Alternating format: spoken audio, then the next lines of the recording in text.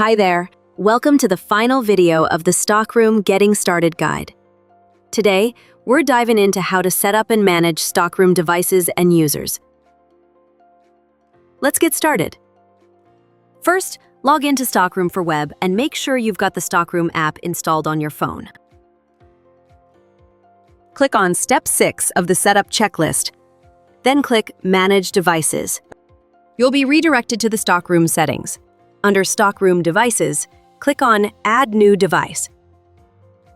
Fill in the device name and location fields, and then click Add Device. On the Manage Device screen, you can change the device name and select whether the device will be shared with multiple users or belongs to an individual.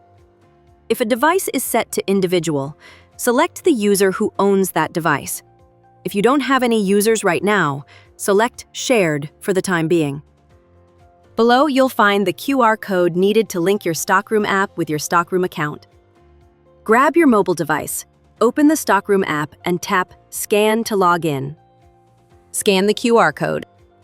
When connected, the device status will change to active. And just like that, your device is set up. Now you can click Save on the Manage Device settings. Let's talk about adding users to Stockroom. We'll continue on the Stockroom settings page.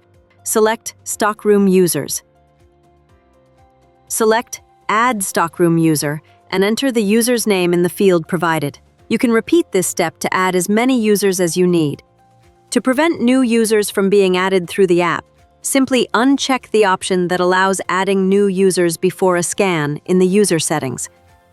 When you're finished, click Save. Return to the Stockroom homepage and click on Complete this step. From here, we'd encourage you to click on Set up your physical space and print the poster to help your team remember the Stockroom scanning steps.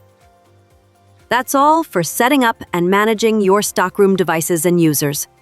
We hope these videos have helped you take control of your inventory with confidence and efficiency. If you have any questions, contact the inFlow team. Thanks for watching.